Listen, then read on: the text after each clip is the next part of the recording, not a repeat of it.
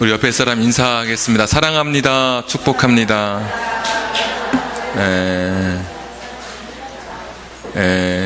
우리 하던 인사 한 번 더 하시죠. 아름다운 것이 죄라면 당신은 사형입니다. 이렇게 기분 좋은 사형이 또 있을까? 오늘 성경 보시면 얼핏 보면 성경책을 산 곳에 가서 물르고 싶은 마음이 있을 수도 있습니다. 왜냐하면 1절, 2절부터 보니까 2절부터 내 성경은 한 줄씩 들어가 있단 말이죠. 아니 왜 인쇄가 이렇게 됐을까? 인쇄가 잘못됐으니까 성경을 바꿔주십시오, 이렇게 혹시 말할런지 모르겠습니다.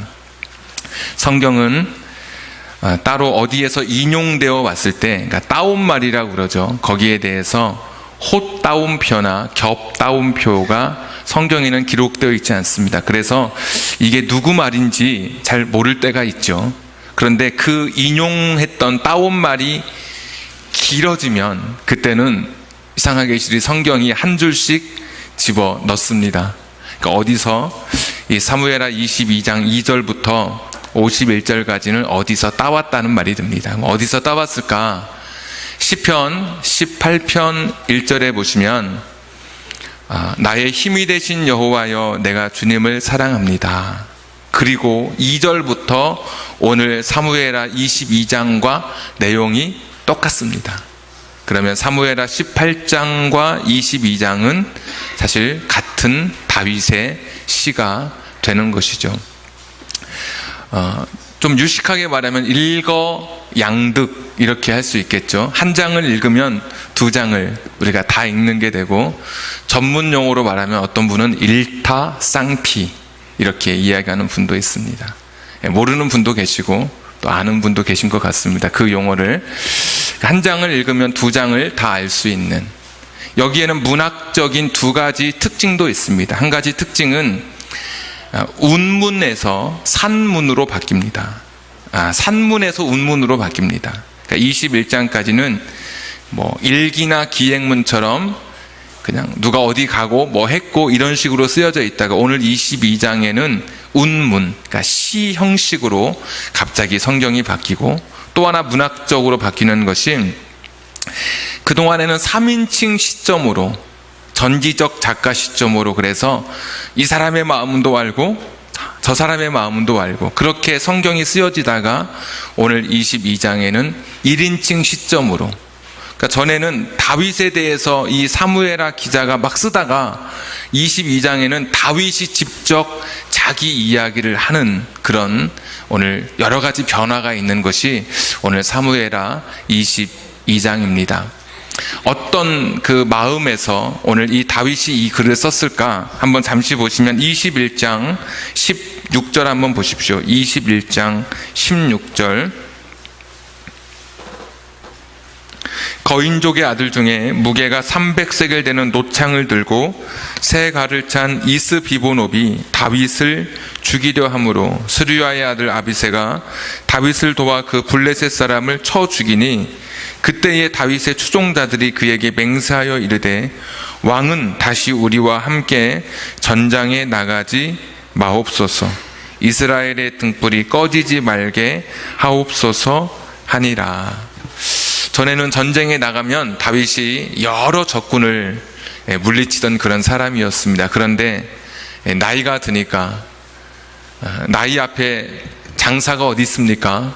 오히려 죽을 뻔했는데 다른 군인 하나가 이 다윗을 살려주면서 말하기를, 이제 절대 전쟁에 나오지 말라고. 사실은 이제 짐과 같은 존재가 된 거죠. 그동안에는 내가 전쟁에 앞서서 많은 승리를 거두었지만 어느새 이제 내 힘과 능력을 다 발휘할 수 없는 그런 인생의 거의 마지막 시간이 오늘 이 시편, 이 사무엘하 22장을 쓰고 있는 그 직전의 내용입니다. 윤식당이라고 하는 프로그램에 보니까 거기에 나오는 윤여정 씨가 저 인도네시아의 바다를 보면서 이렇게 이야기하는 것을 보았습니다. 나는 노을이 지면 나는 항상 슬퍼. 그 후배 탤런트에게 말하기를, 노을만 치면 나는 항상 눈물이 나. 왜냐하면 내 인생 같아서. 이런 이야기를 이렇게 보았던 기억이 있습니다. 자신의 인생을 돌아보면서 지나온 시간들을 쭉 반추하면서 오늘 1인칭으로 운문으로 자신의 삶을 고백하고 있습니다. 시는 압축되어 있는 것인데 압축된 시에 자신의 인생을 또 압축시켜서 오늘 51절에 자신의 인생의 이야기를 다 담아 놓았습니다. 세 가지 여러분에게 제가 말씀드립니다. 첫 번째, 다윗은 어떻게 자신의 인생을 지금 돌아보고 있는지, 인생을 돌아보고 어떤 결론을 내렸는지. 첫 번째는 내 인생은 하나님의 은혜로 살아왔다. 이것이 다윗의 첫 번째 고백입니다. 1절에 보시면 모든 원수의 손에서, 사울의 손에서 하나님께서 다윗을 건져주셨습니다. 이것이 사무엘하 기자의 관찰이었습니다. 하나님께서 다윗을 도와주셨고 다윗에게 승리를 주셨다는 것이죠. 아까 말씀드렸던 것처럼 시편 18편 1절만 빠져있고 똑같다 그랬는데 시편 18편 1절에는 우리 자주 부르시는 찬양처럼 나의 힘이 되신 여호와여 내가 주님을 사랑합니다 라고 고백합니다. 그러니까 내 힘으로 내가 이런 인생의 큰 승리와 구원을 경험한 것이 아니라 사무엘하 기자만 알았던 것이 아니라 다윗도 자신의 이 승리의 원천, 이 승리의 이유를 알고 있었던 것입니다. 나의 힘, 나의 능력, 나의 도움, 바로 그것은 하나님이라고 고백합니다. 그래서 2절과 3절에 보시면 9번이나 하나님을 가리켜 나의 반석이 되시고, 쭉 보십시오. 그 다음에 나의 요새가 되시고, 3절에도 나의 반석, 방패, 구원의 뿔, 높은 망대, 피할 나의 피난처, 나의 구원자, 이렇게 하나님을 지금 고백하고 있습니다. 자신의 이야기를 하라고 했더니 하나님에 대한 이야기로 자신의 이야기를 시작하고 있습니다. 생각해보면 다윗의 인생은 하나님을 빼놓지 않고는 설명할 수 없는 그런 인생이었기 때문에, 나라고 하는 존재가 하나님을 떼어놓고는 내 삶을 이야기할 수 없는 그런 삶이었기 때문에 하나님에 대한 자신의 고백을 하고 있습니다. 똑같은 단어를 반복하지 않는 것 때문에 반석이기도 하고 요새이기도 하고 구원의 뿌리기도 하고 높은 망대가 되기도 하고 피난처가 되는 것이지, 다 하나님은 나의 전부, 하나님 그분이 내 인생의 모든 것이었다는 그런 동일한 고백입니다. 하나님께서 다윗과 함께 해 주셨습니다. 하나님께서 다윗의 인생에 동행해 주셨습니다. 자신의 인생을 돌아보면서 하나님의 은혜라고 말하지 않고서는 결코 자신의 인생을 이야기할 수 없었던 사람이 바로 다윗입니다.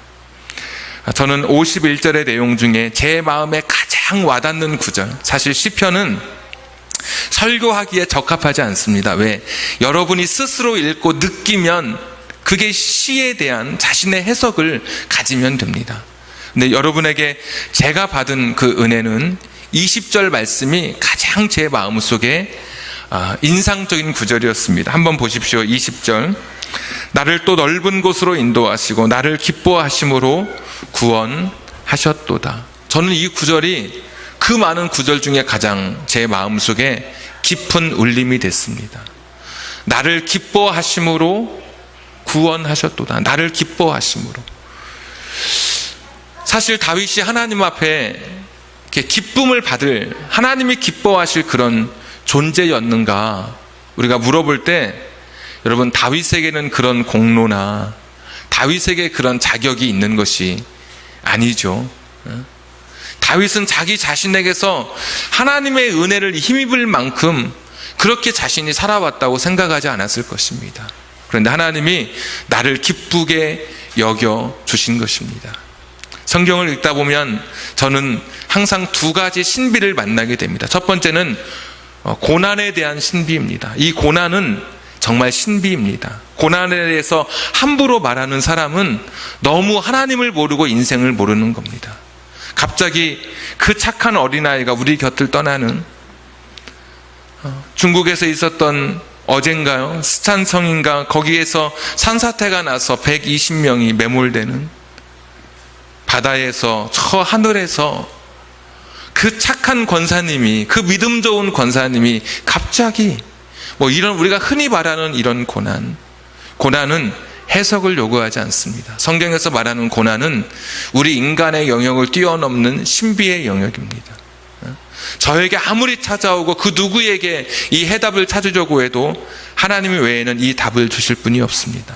고난은 신비의 영역이다. 또 하나 신비의 영역은 우리 인간이 구원받는 것입니다. 머리 정수리부터 발끝까지 죄로 가득한 사람을, 먼지와 같은 인간을 그 크신 하나님이 우리를 불쌍히 여기시고 긍휼히 여기시고 선택해 주시고 당신의 아들을 주시기까지 사랑했다고 하는 것은 사실 인간의 언어로, 인간의 이성과 인간의 지성으로 납득할 수 없는, 이것도 신비의 영역이죠. 그런 조건, 그런 자격이 없는 그런 사람에게 베풀어 주시는 하나님의 호의를 생각할 때 이것도 신비이죠. 오늘 저와 여러분이 여기 있는 것이 사실 신비이고 이것이 하나님의 은혜입니다.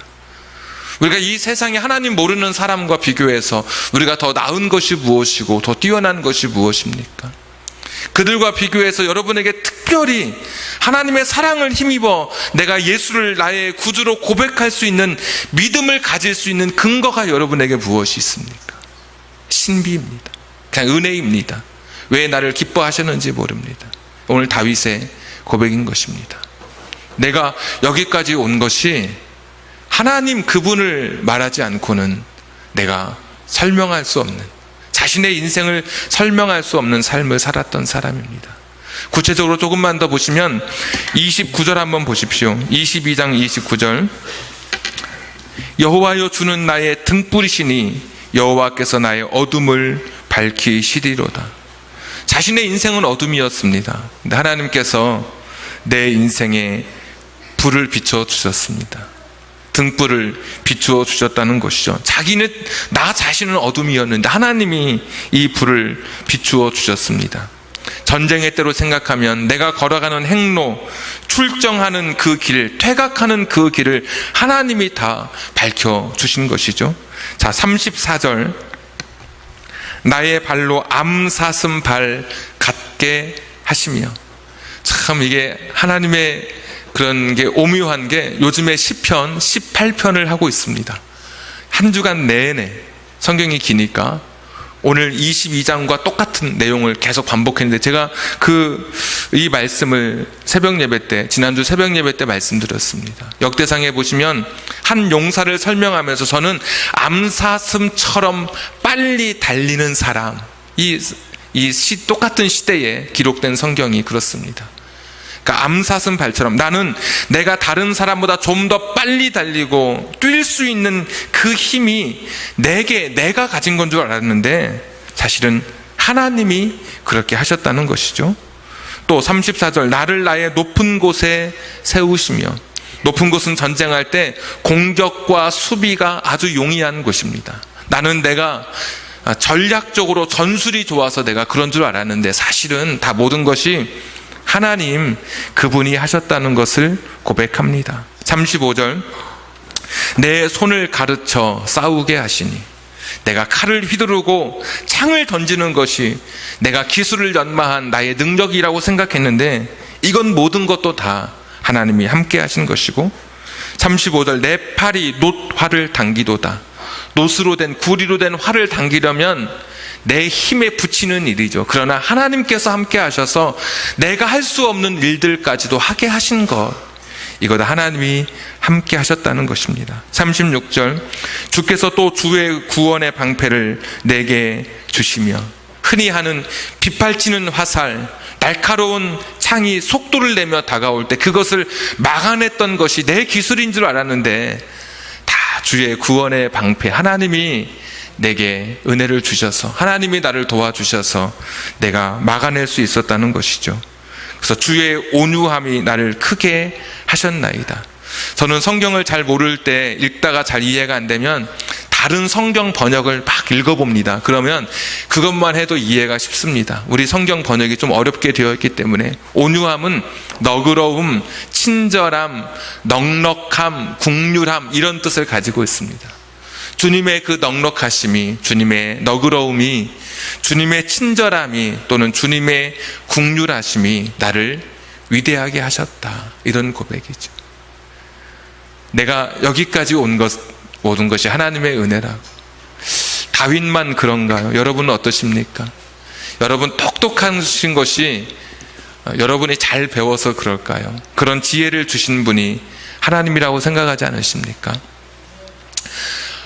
내가 내 힘으로 밥 벌어먹고 사는데 여러분 그렇게 생각하십니까? 내게 생명을 주신 분은 누구십니까? 하나님 아니십니까? 수많은 선택의 갈림길에서 그래도 바른 선택을 할 수 있도록 내게 깨닫게 해주시고 판단할 수 있는 능력을 주신 그분 하나님 아니시던가요? 바울은 이런 자신의 인생을 돌아보면서 바울 역시 나의 나된 것은 모두 하나님의 은혜다라고 고백합니다.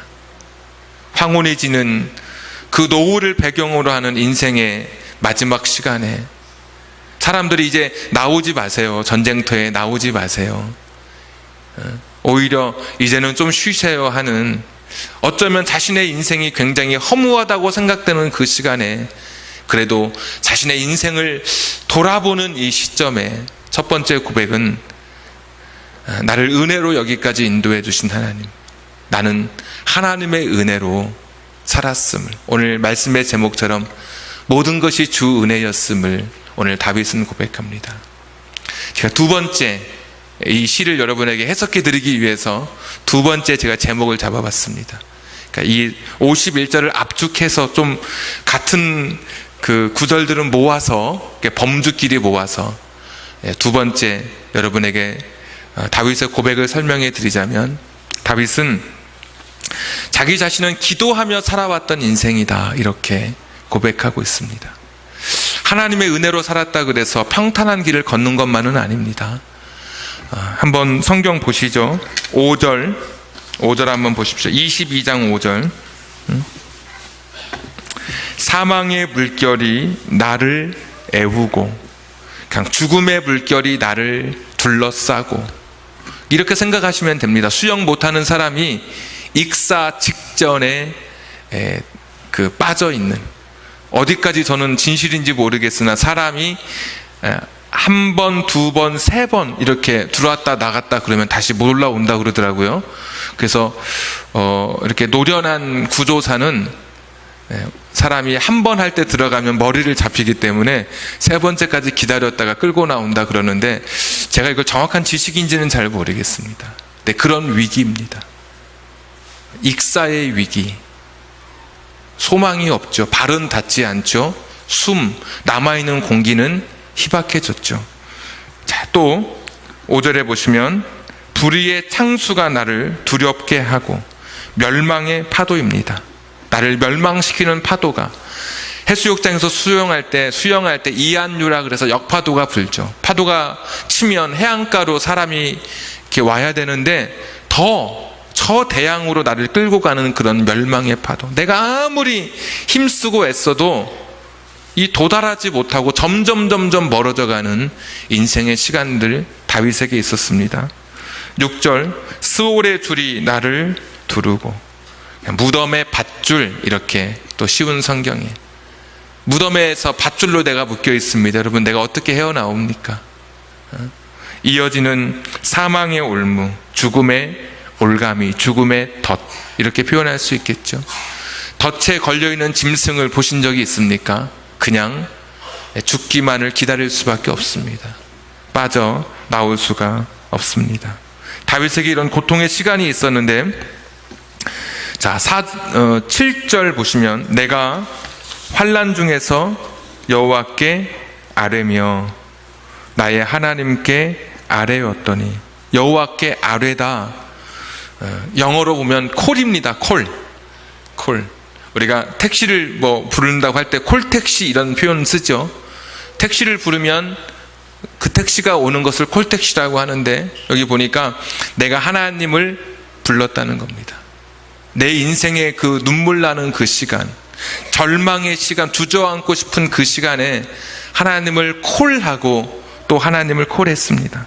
뒤에 보시니까 7절에 그의 성전에서 내 소리를 들으심이요, 나의 부르짖음이, 그냥 부르는 것 말고도 더 큰 외쳐서 부르짖는 부르짖음이 오늘 다윗에게 있었습니다.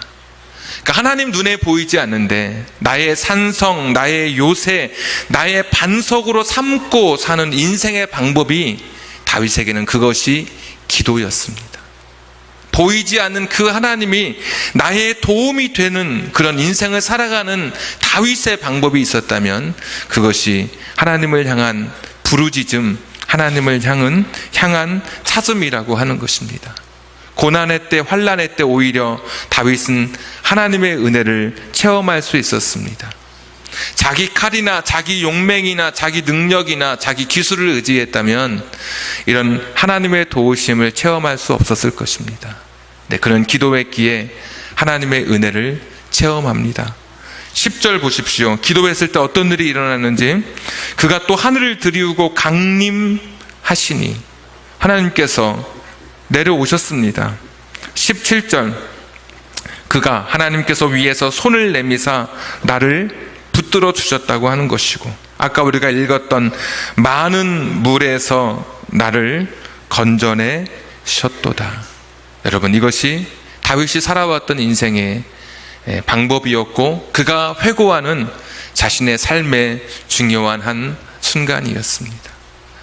인생을 모두 다 평탄하게 살아가는 것이 아닙니다. 야곱이라고 하는 사람은 바로왕 앞에 섰을 때 바로가 볼 때 너무 고생해서 너무 나이가 들어 보여 몇 살이냐고 물어봤습니다. 그랬더니 야곱이 그렇게 말하죠. 내가 우리 조상들처럼 내가 그렇게 오래 살지는 못했지만 나는 130세입니다. 근데 내가 험악한 세월을 지냈습니다. 많이 들어보셨죠? 내가 참 고생했습니다. 죽을 고생하면서 살아왔습니다. 모세는 말하죠. 사람이 70, 80 정도 이렇게 살아가는데 굉장히 시간이 빨리 지나간다. 네, 그 살아왔던 그 연수의 자랑, 그가 말할 수 있는 것은 수고와 슬픔뿐이다. 모세는 아주 영광스러운 삶을 살았던 사람입니다. 네, 그런 사람도 수고와 슬픔뿐이라고 이야기하고 있습니다. 우리의 인생길에서 만나는 고난, 고통을 너무 낯설어 하지 마십시오. 이것이 내게 찾아온 큰 불행이라고 생각하지 마십시오. 내게 찾아온 예기치 않은 일들 앞에 너무 놀라서 좌절하거나 인생의 희망을 너무 쉽게 내려놓지 마십시오. 사망의 줄, 올가미, 멸망의 파도, 창수, 모세도 다윗도 야곱도 그런 인생의 길을 걸었습니다. 우리가 그 인생의 길을 걸어갈 수 있는, 다윗처럼 우리가 붙들 수 있는 것은 나도 기도하는 인생의 길을 오늘 이 시간 차라리 구하고 그것을 붙드셨으면 좋겠습니다. 히브리서 4장 14절에 그러므로 우리에게 큰 대제사장이 계시니 승천하신 이 곧 하나님의 아들 예수시라. 우리에게는 대제사장은 우리의 연약함을 동정하지 못하실 리가 아니요 그 예수님은 우리의 연약함을 아시는 분입니다. 우리와 똑같이 시험을 받으신 이로되 죄는 없으시니라. 그러므로 히브리서 4장 16절 우리는 긍휼하심을 받고 때를 따라 돕는 은혜를 얻기 위하여 은혜의 보좌 앞에 담대히 나아갈지니라. 때를 따라 돕는 은혜를 얻기 위하여, 필요할 때 돕는 은혜, 제때 주시는 도움을 얻기 위하여 기도할 수 있는 특권을 우리가 부여받았습니다. 다윗은 고백합니다. 나는 하나님의 은혜로 내 인생을 여기까지 걸어왔고 나는 내 인생의 슬프고 고통스러운 순간순간들 나는 기도하면서 내 인생을 살아왔다고 고백합니다. 마지막 세 번째, 다윗은 그렇게 고백합니다. 나는 용서받은 사람으로 용서받은 인생이라고 그는 고백.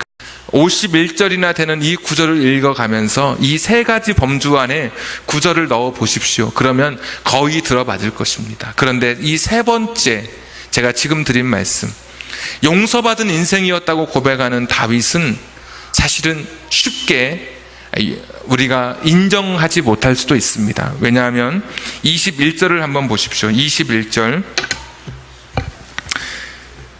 여호와께서 내 공의를 따라 상 주시며 내 손의 깨끗함을 따라 갚으셨으니 이는 내가 여호와의 도를 지키고 악을 행함으로 내 하나님을 떠나지 아니하였으며 그의 모든 법도를 내 앞에 두고 그의 규례를 버리지 아니하였음이로다.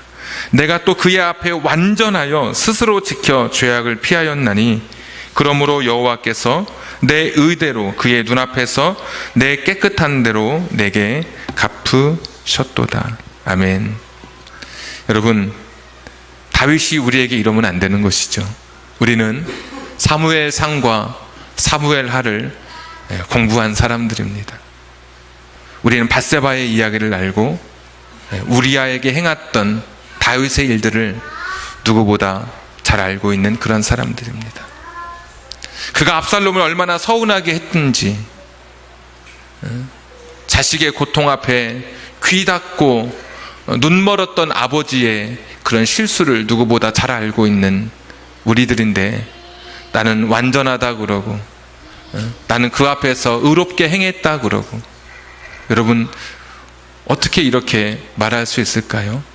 그렇다면 다윗이 후대의 사람들에게 자신이 그러한 사람인 것을 드러내기 위해서, 좀 미화시키기 위해서 이러한 어느 누군가가 쓴 5.18 자서전처럼 이런 자서전을 미화시켜 써내려 간 것일까요?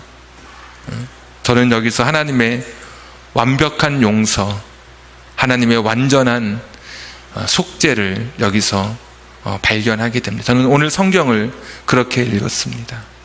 다윗은 수악한 죄인이었습니다. 그러나 하나님 앞에 눈물로 침상을 띄우며 자신의 죄를 내어놓고 기도했습니다. 나를 재창조해 달라고, 내 인생 머리부터 발끝까지 나를 깨끗하게 씻어 달라고 하나님 앞에 엎드려 기도했던 사람이었습니다. 하나님께서 여러 가지로 말씀해 주셨죠. 너희 제가 주홍 같을지라도, 너희 내가 진홍 같을지라도 너희가 너희 죄를 자백하면 내가 너를 양털처럼 눈처럼 희게 하리라. 하나님이 약속해 주셨습니다. 하나님은 어떤 분이시냐? 우리의 인간의 죄를 넘어서는 용서의 능력을 갖고 계신 하나님이십니다. 지우고 싶은 얼룩 오점, 그 누구에게 말할 수 없었던 나의 지난날의 과거를 압도할 만한 그런 사랑을 가지신 분이 하나님이십니다. 우리의 죄를 등 뒤로 던지신다고 말씀하시고, 동이 서에서 먼 것처럼 우리의 죄를 기억하지 아니하신다고 말씀하시는 분이 하나님이십니다.